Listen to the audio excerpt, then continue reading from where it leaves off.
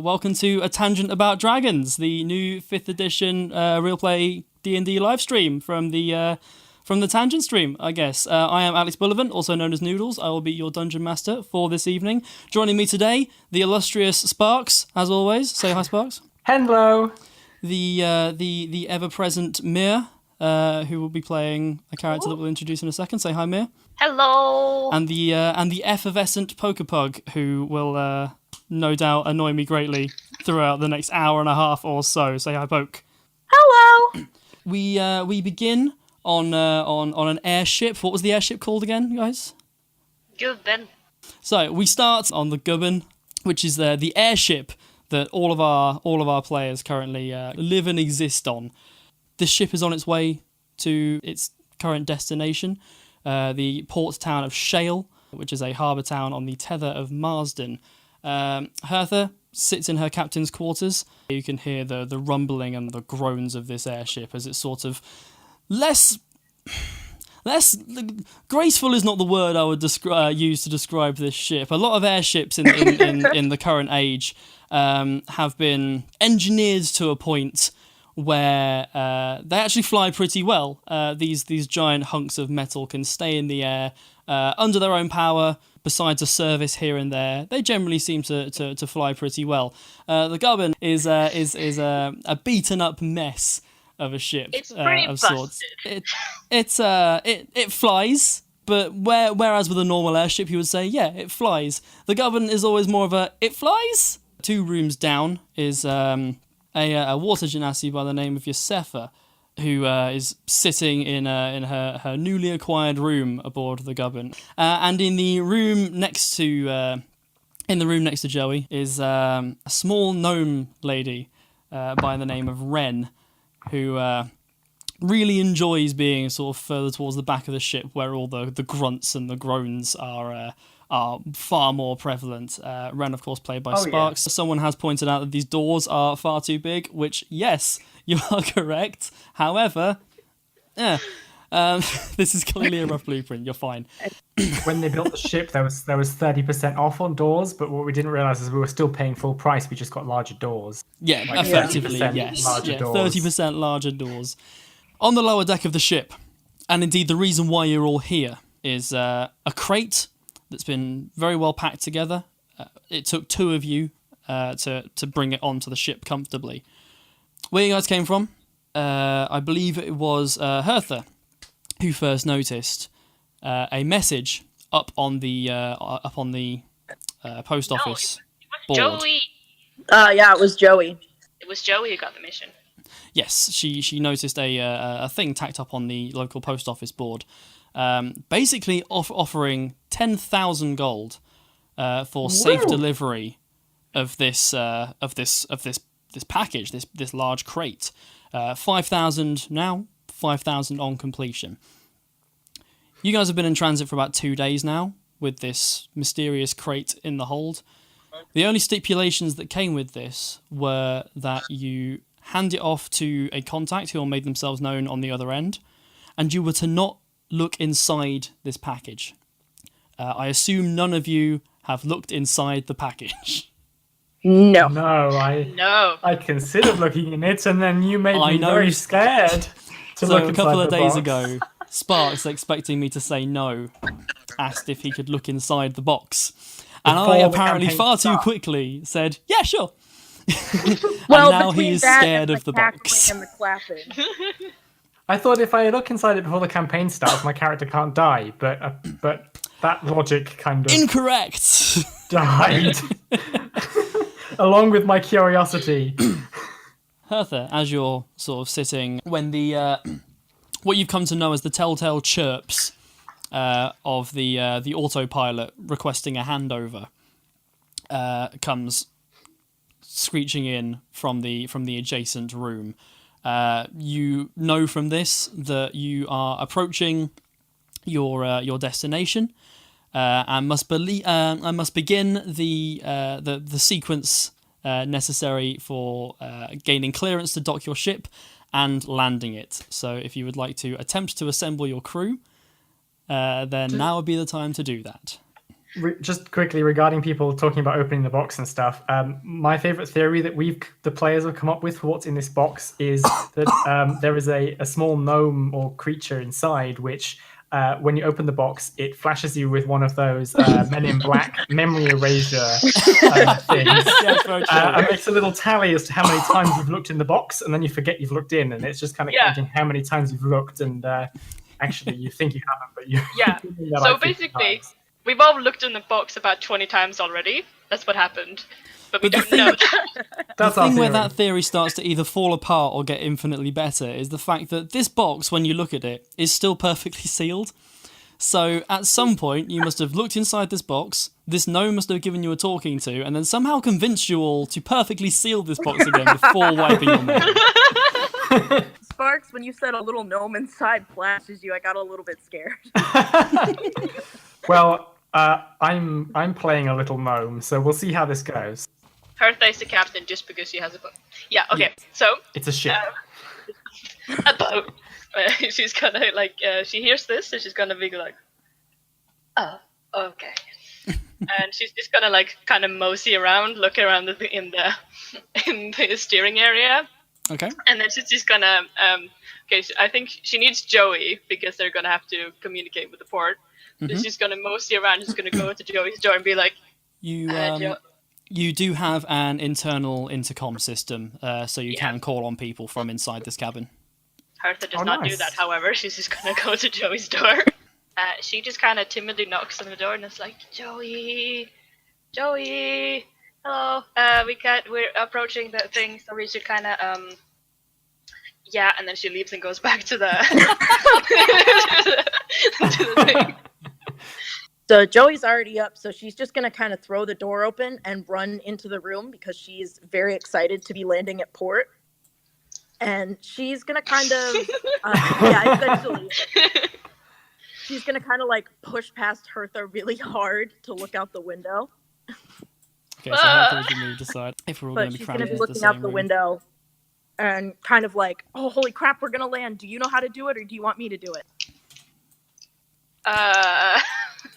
And then Joey's energy next to Hertha just being like, yeah, you can do it if you want to. If you really want to, you can do it. I can do it. You can do it. You Joey, do it. Have you ever landed an airship before? Actually, not an airship. Just a normal boat, and Just a boat. The only difference between an airship and a conventional ship is just an extra axis, so it's fine. Yeah. Yeah. Joey has now taken the wheel. Hertha You is both- standing by, just watching over very, very carefully. Hertha is standing to one side. Ahead, just sort of coming into view, you can see the tether of Marsden. You two in the front will know that in order to land without repercussion, you must first radio forward to the port and request docking clearance. So, which one of you would like to do that? I mean, since Joey's just kind of ripped the wheel away from her, maybe Hertha should do it. I love how you've walked in. The captain has gone. Hey, if it's not too much bother, could you come and do that thing I'm paying you for? Thank you. And then immediately scurried away. You burst out of the door, gone, fuck yeah, ran in, ripped the wheel away from your captain, and gone, you do my job. Hertha's gonna approach the radio and just kind of look at it and just immediately realize she does not know how to use it. And then just kind of do I tell her, Joey, how do you turn it on? And sure enough, as Hertha walks over to the navigator's table, she sees a metal box with some dials on it, and then a metal sort of receiver with a coiled cable coming out of it. You pick it up with your hand and look back over to Joey and ask how it works, I guess. Is it on? Can I tell if it's on? You look down at this box, and this is not on. This has just been turned off at some point in transit, and it is not on anymore. There's a number of buttons on the front. None of them are labelled in a particularly useful manner. I look back at Joey, I look back at the thing, and I'm like, oh, okay. Can I tell what button turns it on? Hertha sort of waves her hand in front of this radio, sort of furrows her brow really intently, and tentatively just presses one of the buttons, and you just kind of hear a thum as this unit sparks into life. You hear static sort of breaking through to begin with, kind of coming through the main speaker on the front, and sort of coming through. You hear the voice of presumably a man going, unidentified ship. Please state your ship name and intention. We recommend you don't proceed any further until you have done this. And then the telltale sounds of someone releasing the button on their end, just the plays, and there is silence. Now it's the question: which button do I press to respond? Okay, I won't make you roll an intelligence check for this. You are holding the receiver in your hand, and there is one button where your thumb There's is. one button on it. Please make a roll. Please make her roll. Roll an intelligence check. I'm gonna roll a 2.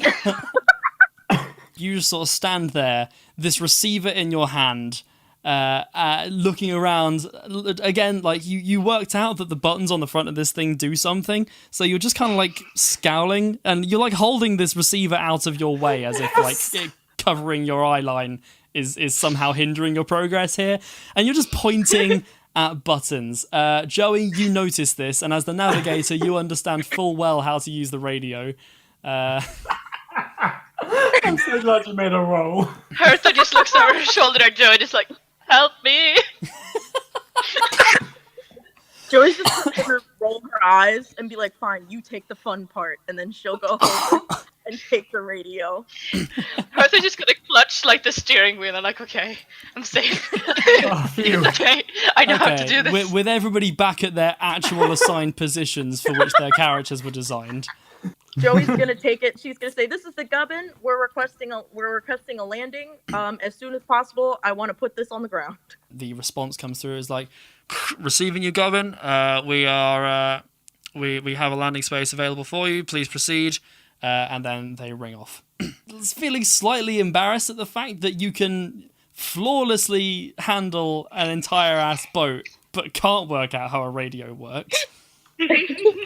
You say expertly bring your ship down into the assigned parking spot. You guys have successfully parked your ship. Congratulations. Joey would like to know if Hertha could do it perfectly. Why did she say you do it? I don't know, you wanted to, I suppose. You have a vague enough idea of how cargo carrying works. You are usually expected to take your cargo to a warehouse or a freight operator's. Can Wren walk over to the other people and just ask, what are we doing about the crate? Hertha, what specifically were we told to do about the crate when we got here, says Wren. I don't. She looks to Joey and just kind of like, meeting someone. You were told that you would be approached by somebody on the other end. It was incredibly vague, but it was also 10,000 gold. So the general consensus, it's probably best to store it safely in a warehouse, get the receipt, and then hand the receipt off to the person, because they can then take the receipt to the freight operator and be like, "This is my stuff." If you guys wanted to store a thing here, this is a good place for it. All right, Wren isn't going to object to doing that then. Yeah, no objections from Joey. Okay, cool. Hertha just kind of follows along, so yeah. Fair enough. Hertha, you are the captain. I know. Captain Put that in on name, the not t-shirt. nature. If anyone tries it in mutiny, she will join in. So you guys move down into the cargo hold. It's mostly empty, except for this one crate. Whatever is in this thing, it's quite heavy. It takes about two of you to carry it. So Wren kind of puts her hand against the ship and just says to Hertha, "Did you lock it?" Oh. Do it! Do I lock it? I start looking for a key in my pockets. Wren rolls her eyes because she thought this might have happened. Roll a wisdom check for me, please. 10 plus 2 is 12. You remembered the keys. You find it in a pocket significantly far enough in the chain of pockets you've searched for it to be slightly embarrassing. I And like the whole time Joey's just holding this crate, like. and you put the key into the lock, and the ship is locked. As you guys left, you notice that Wren has put a parachute on. It's just a small gnome-sized parachute, and she is continuing to walk as if there is nothing wrong with this. So you guys walk up the steps, and it's about a 5-minute walk, especially like lugging this crate. You reach this office without much hassle. The trade operation here is quite large, but the freight coordinator's office is quite small. But it does clearly say freight coordinator over the top of the door, so you guys walk in. As you walk in, you see a male gnome sitting behind a desk, just rifling through some paperwork and stamping things. And as you go in and say, Anyone looking for a box? "Did you knock?" Nope. You just open the door. This gnome just sort of scribbles some things, stamps a bit of paper, moves it to one side, scribbles some more stuff, scratches his head a little bit, thunk as he stamps another sheet of paper, and he sort of looks up, moves his large circular glasses down his nose, and went, That's the basis of this entire operation. Can I help you?" Okay, can she sort of interject and in gnomish, sort of to try and get on his good side, sort of go, "I'm really sorry about my colleague. Not the smartest when it comes to dealing with other people, but look, we're probably just looking to store this for now. If you have a moment to help us out or tell us where to go to put this. Sorry." The freight coordinator looks down to you, Wren, and in gnomish continues with, Right, okay, look, if it's a storage receipt you want, then that's fantastic. For God's sake. He looks down. He's like, right, that'll be 25 for the receipt, which the recipient of whoever is picking it up should reimburse you on pickup. And he looks So Joey can put the 25 down. Mm-hmm. And he looks up to Joey and goes, "Okay, good." He reaches into the desk drawer and picks from a neatly stacked, you can see, pile of receipts. It's an A4 sheet of paper that just has various terms and whatever on it. He looks to you all and goes, "And what is it we're storing?" Joey's gonna kind of look at Hertha and wait for her to say something because she's the captain. Hertha just says from, When like, it from the back suits of the you. room. Hertha's just like, "It's a box." He brings his glasses further down his nose and he goes, "Yes, that is the basis of this entire operation. What's in the box?" Hertha just looks around like tiny panic, but he's like, "We don't know. We weren't What- supposed to look in it." He brings his glasses further up his nose to where they should sit, and then brings them down to like half-mast again.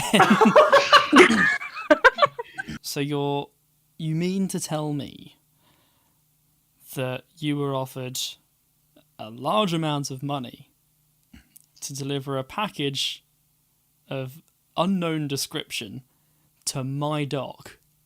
Joey's gonna say, "Yeah, but it was a large amount of money and, not a lot of work, so it seemed kind of reasonable." Hertha starts to realize there might be some bad stuff in this packet, like, finally. She's He like, brings his "Oh." glasses back up his nose to where they should rest, looks Joey dead in the eyes and go, "Did I say 25 for the receipt? I meant 100. Hertha walks up to the desk and just starts counting, like, 1, Just 2. counting coins. Hang on. Can Yeah. Joey try to haggle? She can certainly Hertha just try. keeps counting out the money. She just keeps counting out. He just keeps, Hertha is she's like, counting down, she's gonna clink, pay. clink, clink. So like all these coins onto the desk. She's bringing out notes and just making it rain onto this gnome's desk. Joey, if you would like to haggle, it seems like now is the time. Yeah, Joey's gonna try to haggle. She's gonna kind of be like, 100 seems a little steep for insurance. He looks to you, brings his glasses down his nose again, and he goes, look, you can either pay up the 100 right here and now, or alternatively, I'm doing that. you can take your weird, potentially dangerous crate back to your boat and you can store it there. But don't get me wrong, I'm not allowing mysterious quantities of anything unknown to be stored on my site. Are we clear? Quantities unknown. Did you say that out loud? I think we know she did. Wren has now turned away from the goblin and is now glaring at you. 110. Hertha just kind of scowls at Joey and just starts counting up more money. This is our first NPC encounter. God damn it, guys! He feels like a boss, honestly. Except the weapons are words. And instead of steel, it's gold. The pen may be mightier than the sword, but in this job site, this gnome is king. So 110, or I'll have this package escorted off my site. Hertha just pushes it up like 110 gold. He looks to you. And just says like, I'm sorry. He looks directly at Hertha. As he begins to very slowly, brow furrowed, just fill out the necessary forms. So he's like, a ship's captain? That's me. Hertha? Really? She's like, shrugs her shoulders, like, yeah. I would have thought it was okay. Wren you just write lowers that the down? goggles over her eyes and folds her arms and kind of huffs. He goes, okay, package, writes, linen, okay, underlines, signs his name at the bottom in a cursive script that you can't really read, stamps it with an ink stamp, and then hands it over to Hertha, and he goes, hand that over to whoever you're meeting. They should reimburse the 25, and then you guys can be on your way. As you turn around, this gnome waves his hand, and anyone familiar with the spell Mage Hand will be familiar with the purple hand that opens at the door behind you, opens the door handle and pulls the door open for you. In a brief moment of clarity, Joey's gonna say, do you want us to take this box somewhere, or do you think you can carry it? He looks up and dispels the mage hand, and the door, this entire office is kind of on a slope, and it slowly just Oh no! shuts as Hertha's like almost at it. And he goes, writes down just a name, folds it in half. It's like, go across the way, ask for this guy. He's a big lad. He'll be able to carry it to one of our. It should say which warehouse on the thing, and he holds out the slip of paper that he's just written on. Hertha's just trying to figure out what happened to the door. Here is a very large warehouse, and the gnome kind of gestured in its vague direction, so anybody could probably work out that he probably meant there. Wren is just gonna like power walk. She's got like two hands, one hand on each strap of her parachute. She's power walking out of the office. Okay, do we carry the box out? Did we carry the box out? No, the box is chilling. Roll a strength check. Wren's just like, psst, psst, hey, leave it. Get out of here. So are we Hertha's taking the like- box or are we leaving the box? The We're party taking the is box. Hertha tries. Hertha, leave the No. box. She kind of looks to the gnome and looks to Wren and she's like, I don't want to be rude. Just kind of tries to drag it out of herself. You can lift it, no problem, but because of the length and the general shape of this box, it's still quite difficult. So, Joey, at any point are you helping? Joey's just kind of watching this happen, and she's looking at Okay. Wren, who's telling her to leave it. She's like, Hertha, maybe put it down. Ren, are you holding the door open, I guess? Not necessarily for her, just by necessity. I'm making vigorous gesturing motions, both like in a downward direction to tell her to put the box down, and also an outward motion, just get out of the office.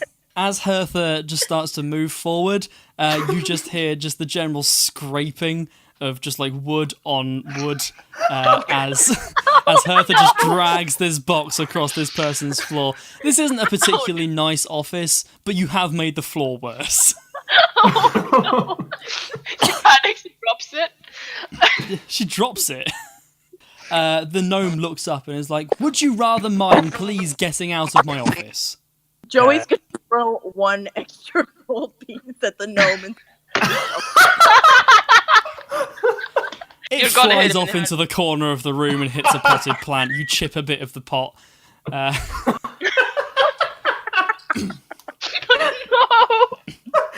Making such a bad impression.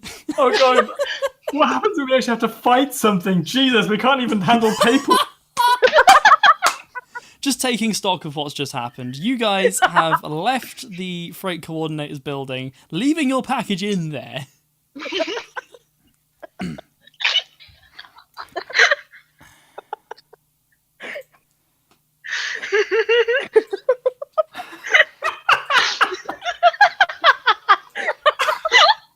So what do you want to do now? Right.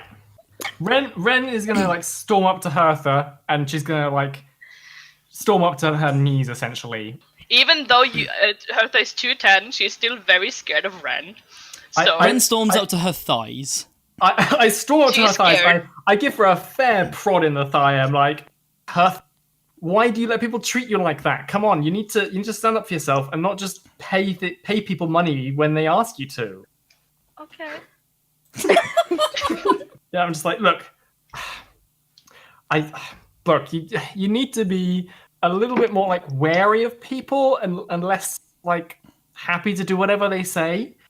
And do you want me to look after your gold for you from now on, so that you can't just spend it immediately when someone asks you? Because then you can legitimately say you don't have any gold. You know? I give her the 15 gold I have left. 15. Like, you can ask me if this is still your gold, and you can ask me for it any time, but I just figured that maybe, I could help you out here and just try and be a little bit like, I care about you, okay? But just don't, you're lovely, but you're not good at this stuff sometimes, This is where Joey's just gonna be really embarrassing and be like, "Oh, we care about you too, Pooh. Rennie Pooh." Rennie Poo. Okay. Wren just kind of... I don't know if you can really see that she blushes a little bit because she has a lot of soot on her face from the engine room. You get the impression that she might be blushing slightly. Just kind of adjusts her goggles and sort of goes, right. I'm going to hang out here and keep an eye on the parcel to make sure it doesn't go anywhere. Do you think you two can go and find... What's his name? What is even his name on the... I can't see it, I'm too short. Yeah, we can go find him. We're looking for a girl. I'd like Wren to kind of look around and see what sort of surroundings she has. She's looking for some fairly like out of the way, unobtrusive, where she has a good view of the door, but isn't necessarily that visible herself. There is a bench there, and you perceive it to be good enough. All right, I'm going to go sit on the bench and just take some food out of my bag so I look like I'm there for a reason. Wren clambers onto this bench, and leaving Hertha and Joey just to, I guess, go find this guy. Hertha holds on to Joe's jacket. So Hertha and Joey walk off towards Warehouse 1 as Wren just kind of sits down and sort of just shovels food into her mouth, sighing as she goes, What's Wren eating? Like a sandwich, yeah. Okay. With a pickle. Ooh. Like clenched in the other hand. Single Clenched. but whole. Yes. You look around as you you eat your sandwich. People are milling around. As I've said several times over the course of this session, It's rush hour. There are people going around all over the place, and you just sort of take in the sights and the sounds of Shale's harbour. You look around for a bit, and then you look back towards the door. And as you do that, it's sort of out the corner of your eye, you notice someone sit down next to you. They are wearing a sort of a brown, rugged hood. That's sort of it's like a hooded jacket with a jacket over it, and just quietly, only for you, you hear. So I hear you have a package for me, and that's where we're ending today's session. Thank you for watching, everybody. No! What the fuck?